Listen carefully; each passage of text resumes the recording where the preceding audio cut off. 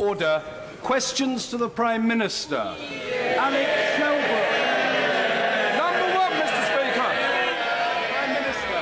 Thank you, Mr. Speaker. This morning I had meetings with ministerial colleagues and others, and in addition to my duties in this House, I shall have further such meetings later today. Shelbrooke. Thank you, Mr. Speaker. Mr. Speaker, during the general election, my blue-collar conservatism resonated very well with my constituents in and they are very keen that the economic recovery carries on track. Does my right honourable friend agree with me that what we must achieve in this Parliament is lower taxation for working people, higher minimum wage, and ensuring that the lowest paid are taken out of tax altogether to show that we are a true one-nation government? First of all, congratulate my honourable friend on his return to the House with, I think, doubling his majority. There are a number of results in his part of Yorkshire that I took a particular interest in and was pleased to see happen. He's absolutely right that at the heart of our plan is making work pay. That is the best way to help people out of poverty, the best way to give people more security, creating jobs, cutting taxes, seeing increases in the minimum wage and legislating so that people working 30 hours on minimum wage don't pay income tax. That's our plan for working people. Harriet Harman.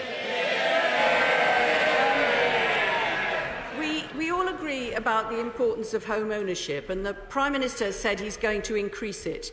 Can he tell us, since he became Prime Minister in 2010, has the percentage of people owning their own home gone up or gone down? Well, it's been a very challenging time for people to buy their own homes, but what we're responsible for is almost 100,000 people able to buy their own homes because of the right to buy and because of Help to Buy, two schemes opposed by Labour. Harriet Harman. The answer is that since he became Prime Minister, the percentage of people who own their own home has fallen. Now, he mentioned his plan to extend the right to buy to housing association tenants. He's promised, under this new scheme, the replacement of sold-off properties on a one-for-one basis. He promised that on council homes in the last Parliament. Can he remind us whether he kept that promise? Well, first of all, if she's complaining about home ownership, will she confirm she'll support the extension of the right to buy to housing associations? Will you support that approach? Will you support that? There we are, there we have it. A landmark manifesto commitment. Let's expand the right to buy to housing associations, but as ever, the enemies of aspiration in the Labour Party won't support it. We support more people owning their own home, which is not what happened under the last 5 years of him being Prime Minister. We support more people having an affordable home as well, and that didn't happen under the last 5 years of him being Prime Minister either. He promised for every council home sold, another one would be built. That did not happen. For every 10 sold, there's only been one built. And less affordable housing means people have to be in more expensive private rented accommodation, which means a higher housing benefit bill. Can he confirm that for every affordable home sold and not replaced, the housing benefit bill goes up? Well, first of all, we built more council homes in the last 5 years than were built under 13 years of the last Labour government. But look, I say to the Honourable Lady, she can't ask these questions about supporting home ownership unless she answers the simple question, will you back housing association tenants being able to buy their homes? Yes or no? He broke his promise on a replacement one-for-one of affordable council homes. He broke that promise, and as a result, housing benefit has gone up. And at the same time, he says he wants to take £12 billion out of welfare. So where is it coming from? Earlier this week, his spokesperson confirmed the government would not make any changes to child benefit, and that's a commitment for the whole of this Parliament. Can he confirm that now? Prime Minister. We made very clear our position on child benefit in the election. I confirm that again at the dispatch box. But let's be clear, absolutely no answer from the Labour Party about housing association tenants. We're clear, they should have the right to buy. So we can now see the new Labour backing of aspiration after the election. It's lasted 3 weeks. That's how long they've given to aspiration. Let me give her another chance. We say housing association tenants get the right to buy. What does she say? Harriet Palmer. Well, his commitment not to cut child benefit during the course of this Parliament has not even lasted a few days. That's what his spokesperson said, and he's not been committed to it. Can he tell us about another issue of importance to families, which is whether he's going to rule out further cuts to working families' tax credits? Well, again, we've said we're freezing tax credits in the next 2 years because we need to get the deficit down and we want to keep people's taxes down. But isn't it interesting that the whole of the last Parliament, Labour came here and opposed every single spending reduction, every single welfare saving, and they've learnt absolutely nothing. They are still the party of more spending, more welfare, more debt. It's extraordinary. The two people responsible for this great policy of theirs, one of them lost the election, the other one lost his seat. The messengers have gone, but the message is still the same.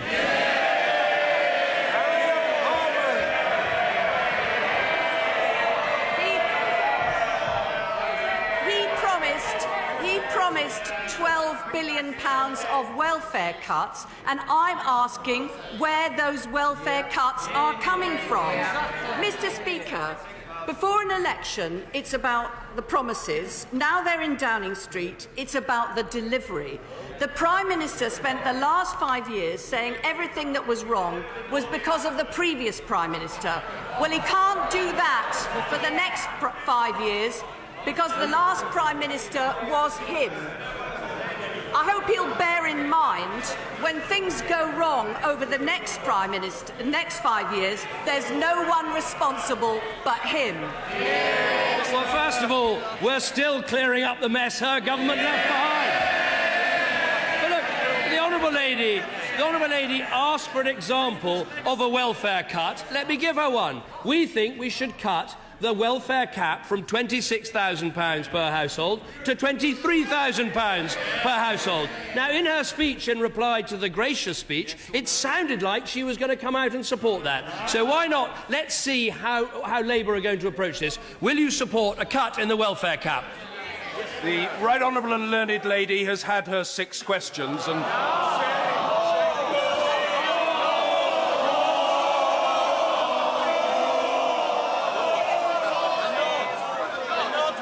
Everyone should be clear about that. Mr. Andrew Mitchell.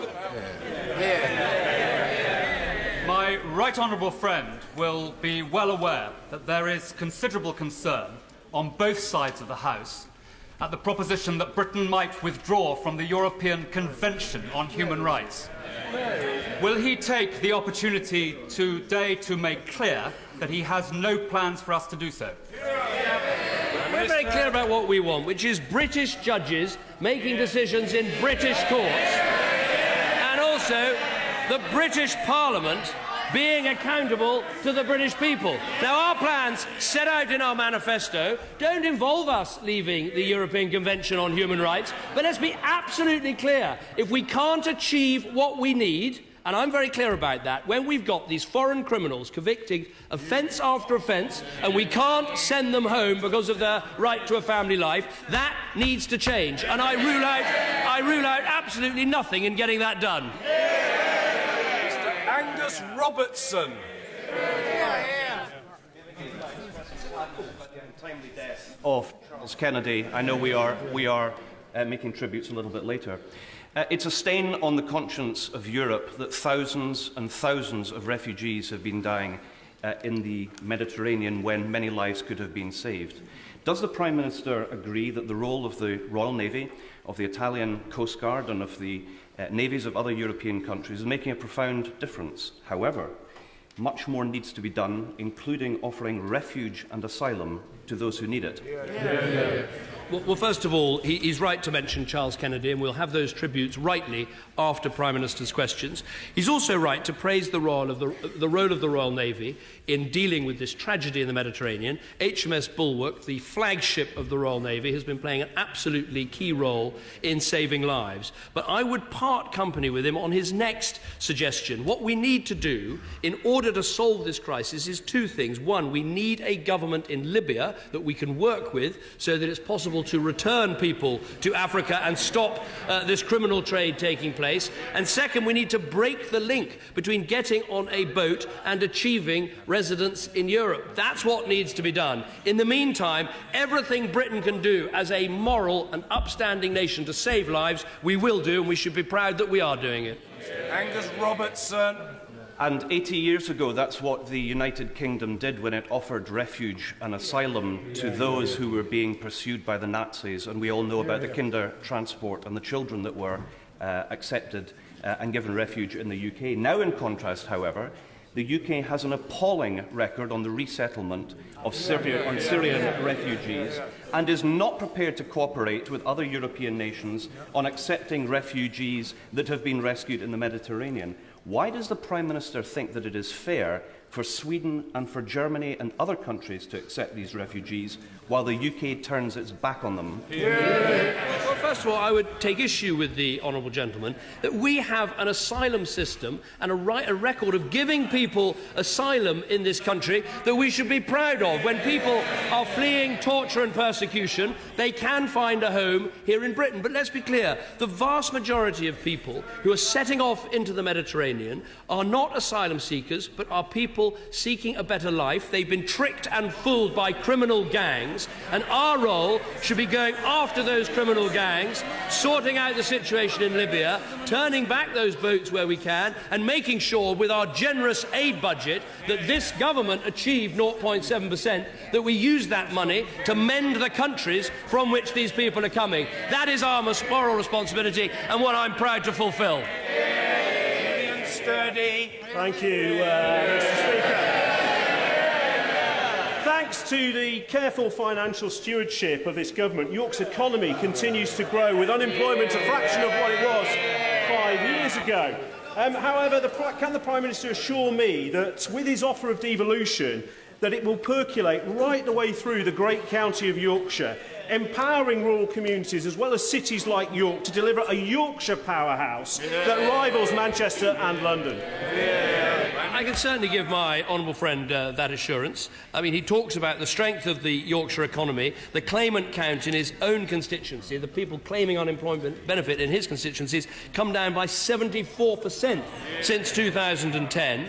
In terms of the Northern Powerhouse, what we see is the linking up of the great northern cities as a counterpoint and a counterpoise to the strength of London. We're making good progress with that, but certainly, yes, we want to see more money, more resources and more powers devolved to those cities. And if we take, for instance, the York, North Yorkshire and East Riding local growth deal, that's creating about at least 3,000 jobs, allowing 4,000 homes to be built. So we made good progress, but there's more to be done in this Parliament. Uranka Davis. Mr. Speaker, in March, the Prime Minister rightly apologised for successive governments who had failed to address properly those claims and those righteous indignation of the family whose lives were torn apart and those who lost their lives in the contaminated blood scandal. He also said, in response to a question, that he would deal with this as a matter of priority if he was re-elected. Could I ask him now to update us on his commitment to that and progress on that, so that this was dealt with finally and fulsomely for all those people who have lost their lives and those who live with the damage caused by this scandal? No, well, I'm grateful to the honourable gentleman for raising this issue. All of us, as members of Parliament, have come across people who, for no fault of their own, were infected with blood, with either HIV or hepatitis C, and have had very serious consequences for them.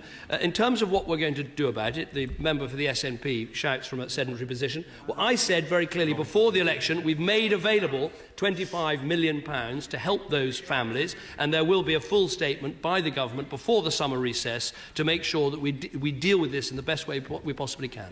David T.C. Davis. Mr. Speaker, a national health... Mr. Speaker, a national health service free at the point of use was at the heart of the Conservative general election campaign. Would the Prime Minister confirm that he will continue to deliver the shorter waiting times, better ambulance response times, better access to cancer drugs and more funding, which makes the NHS not just the envy of the world, but of my own constituents in Monmouthshire?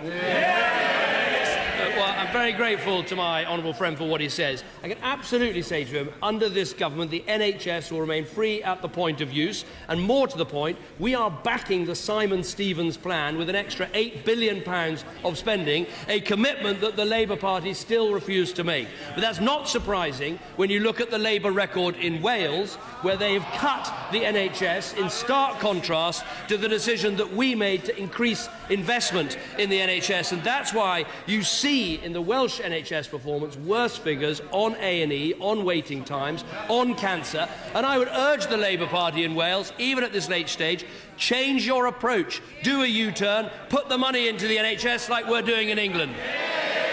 Adrian Bailey. Thank you, Mr. Speaker. The fragility of our economic recovery in my constituency is demonstrated by the impending closure of Dixon Carphone, with the loss of 500 jobs and £8 million to the local economy. Will the Prime Minister intervene to keep Wednesbury working, to save these jobs, or at the very least ensure that the company provides appropriate compensation and support for employees to secure alternative employment?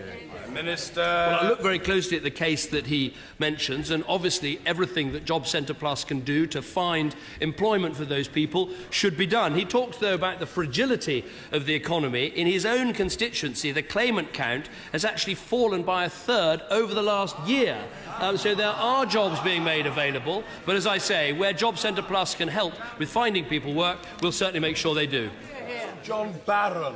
The UN Secretary-General has described the refugee situation in Jordan and Lebanon as the worst humanitarian crisis of our time. What more can Britain do, in tandem with other countries, to help relieve the suffering and to learn from the lessons of history to ensure that poorly resourced refugee camps don't become breeding grounds for extremism? Well, I think the first thing that we can do is to continue our investment using our aid budget as, I think, the second largest bilateral donor in terms of providing refugee support, refugee camps, whether in Jordan or elsewhere in the region. We should continue with that. But clearly, the answer to this problem is to allow those people to go back home, whether to Iraq or to Syria. So what we need is a government in both those countries that can represent and work with all of their people. Now, there's some progress in Iraq with the Abadi government, and we need to make sure they can represent Sunnis as well as Shias. In Syria, the situation is far, far worse, but we should still be continuing with the plan with others of training the moderate Syrian opposition and trying to bring about a transition so we get rid of the Assad regime and Assad himself, who is one of the biggest drivers of terror in the region because of what he's done to his people. That is the strategy we should pursue for however long it takes to succeed. Cat Smith. Can the Prime Minister inform the House when he expects the UK to regain its AAA credit rating? Well, first of all, can I welcome the Honourable Lady to her place and congratulate her on her election success. And if I might say, I think the first question she asked, which is about fiscal responsibility and sustainability, I take that as a sign of progress. I would say to her, there's a leadership election on. I'd throw your hat in the ring. In that one question, she's made more sense than all the rest of them put together. Go for it.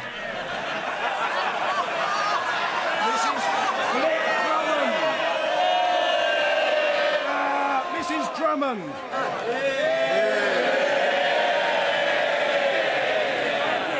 A push for greater diversity in employment is a key part of my plan for Portsmouth.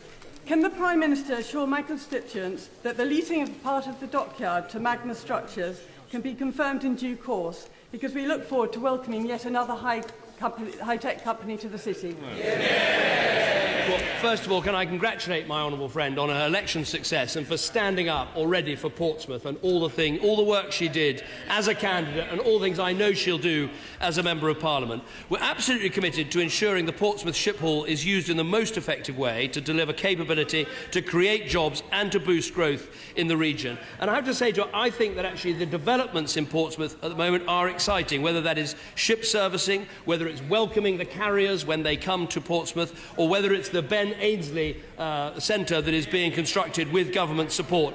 And also, can I just say how good it is that Portsmouth is going to be represented in this place by strong Conservative women. Nigel Dodds. Mr. Speaker, in the gracious speech by Her Majesty last week, the Government committed to legislating to implement the Stormont House Agreement, and as he knows, that agreement has our full support in the DUP. It is an agreement that was signed up to by all the 5 main parties in Northern Ireland and the British and Irish governments.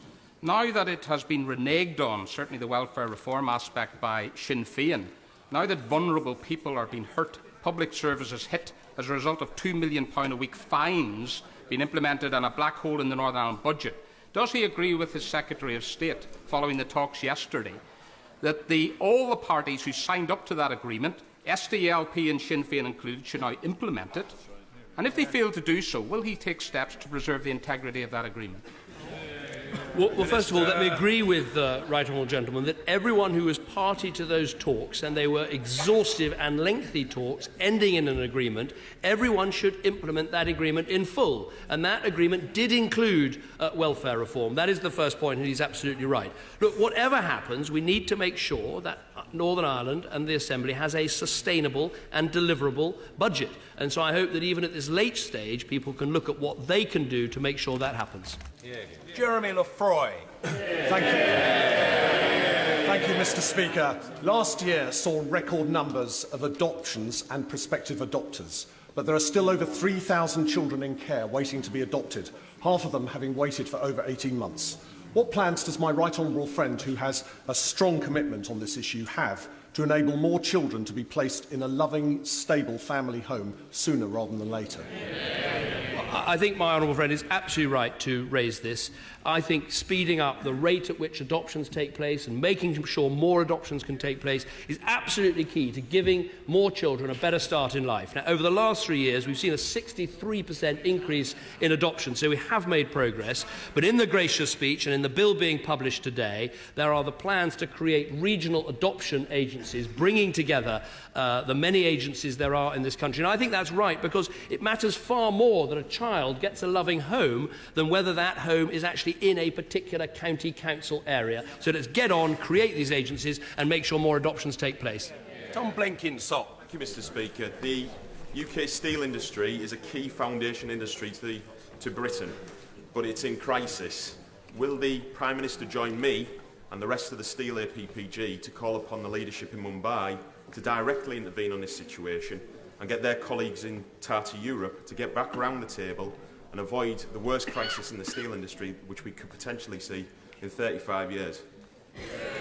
Well, I agree with the honourable gentleman that it's very important the government talks intensively to the leaders of the steel industry, Tata in particular, about what we can do to try and make sure we safeguard the growth and the jobs that there have been in the steel industry over previous years. We've started those discussions. We've had discussions, for instance, about the steps we're taking for our high energy, intensive energy industries and the help that we can give. But at the heart of a successful steel industry is always going to be a successful economy and a successful construction industry, which is why we should stick to the long-term economic plan. Richard Graham. Mr. Speaker, today, Tidal Lagoon Power, headquartered in Gloucester, announces that China Harbour Engineering is the preferred bidder for a £300 million investment in the world's first ever tidal lagoon in Swansea Bay. There'll be a high content from the UK in the supply chain, and there's a commitment to pursue tidal projects together in Asia. This confirms our ability both to attract Chinese investment and create new export opportunities. Does my right honourable friend share my hope that the Energy Secretary will soon agree the development consent order needed and also agree soon on the pricing of power from this exciting example of British innovation and engineering? Well, my honourable friend is right to raise this specific case, but also the general case of wanting to attract Chinese investment into Britain. And we've seen something like a 73% increase between 2010 and 2013. And that is partly because this government has pursued Chinese investment and attracted Chinese investment into Britain. On the specific case of the Swansea tidal lagoon, it's obviously subject to a planning decision, but I think tidal power does have significant potential. I've seen some of the plans for myself, and I hope this is something we can make progress on, and obviously attracting investment into the country to help make it happen is a win-win for both countries. Diane Abbott.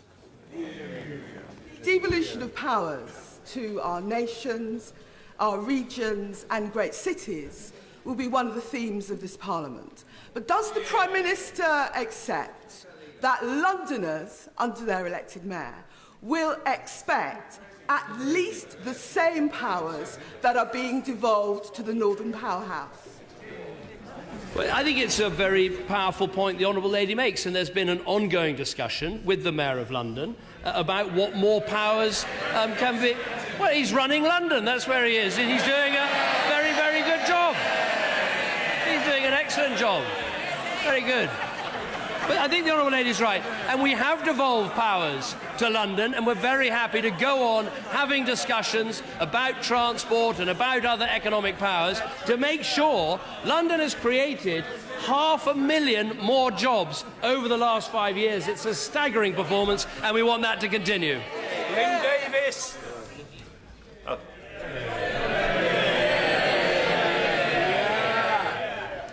Thank you, Mr. Speaker. Does the Prime Minister agree that any onshore wind farm proposal not already granted planning permission should not expect to receive any public subsidy? Well, I'm very glad to see my honourable friend back in his place. He campaigned very hard on this in the last Parliament, and in our manifesto we're very, very clear there should be no more subsidies for the onshore wind farms. It is time to give local people the decisive say. That is what will happen in England. In Wales, obviously the subsidy regime will be changed because it is a reserved issue. So I think that his desire has been met. Patrick Grady. Thank you, Mr. Speaker. The Prime Minister might be aware of the ongoing case of my constituent, Dr. Steve Foreman, who, despite his immense contribution to the music and creative scene in Glasgow, Scotland and around the world, the Home Office are seeing fit to try to deport back to the United States. Can the Prime Minister tell the House why people like Dr. Foreman don't seem to be welcome in this country? Because if the Prime Minister can't run an immigration policy that works for Scotland, then I know a government up the road that would be very happy to take on the job. First of all, can I congratulate the honourable gentleman on his election? I'm not aware of the specific case that he raises, but I will look at it urgently after Prime Minister's questions and see what I can do. Mr. Peter Bone. Mr. Speaker, would the Prime Minister agree that one of the ways forward in the European Union is to have two pillars? The first being countries that want a single currency, a common fiscal policy, and ever closer political union. The second pillar being countries that want none of those, but instead want a free trade area, a common market. No, I think my honourable friend makes a good point. One of the arguments being held in Europe at the moment is to try and get people to accept what is already the case, which is there are countries like Britain at the heart of the single market, but not involved in the Schengen Agreement, nor likely to join it, not involved in the single currency, and in my view should never join it. And we should accept that this sort of flexibility is here to stay. And I think the challenge for Europe is to build a European community that is flexible enough for the single currency countries to be happy that their problems and issues can be sorted out, but flexible enough for countries like Britain at the heart of the single market, but not wanting to be part of that ever closer union, can also be comfortable with their membership. That is the aim of my renegotiation, and it will be followed by an in-out referendum. Stephen Timms. Thank you, Mr. Speaker. I welcome the Prime Minister's confirmation that there will be no cuts in the rates of or eligibility conditions for child benefit. Will he also confirm the commitment he made during the election that there will be no cuts in the benefits paid for disabled people? Well, what we've actually done is increase the benefits paid to disabled people by bringing in the personal independence payment, which is actually more generous to those who are most disabled. Can I say how much I enjoyed meeting with him during the general election, where we both addressed the Festival of Life in the Excel Centre in his constituency? And I don't know about him, but it's certainly the only time in my life I've talked to 45,000 people at the same time, and I suspect the same goes for him. Daniel Kaczynski. Thank you, Mr. Speaker. The Prime Minister has already referred to Libya earlier on. We have exchanged views and had many debates on Libya since our military involvement in that country in 2011. And yet the situation is getting worse and worse. What new steps and initiatives is he going to bring in conjunction with allies Egypt and Italy to ensure that this situation is resolved? I think my honourable friend is actually right to raise this, and there'll be some discussions at the G7 in Germany this weekend. We've got to a position where Special Representative Leon from the United Nations has been bringing everybody together to try and form a national unity government, and we need to give everything we can to support that process, because then there is some prospect of Libya having a government. From a government can then flow some security, and from security can flow the ability to start to deal with this migrant crisis in the way that I was discussing earlier. Rachel Maskell. Under the Right to Buy plan, 3 social houses will need to be sold to generate enough revenue to build 1 new one, leaving 1,500 families in York without a home for well over 2 years. Is this what the Prime Minister means by aspiration? Well, first of all, let me welcome the Honourable Lady to the House and congratulate her on her election victory. There are 2 things that we're doing to provide these replacement houses. One is, obviously, for every housing association that sells a home, it has that receipt and is able to build a new house. But also, we're making sure that councils actually sell off the most expensive council houses they have when they become vacant. In parts of London, there are council houses worth over £1 million, and you can build many, many more houses. But what's clear from this question time is on this side of the House, we understand home ownership, aspiration, people wanting to get on. The party opposite, after the most catastrophic election defeat in years, can't even begin to spell aspiration. Order.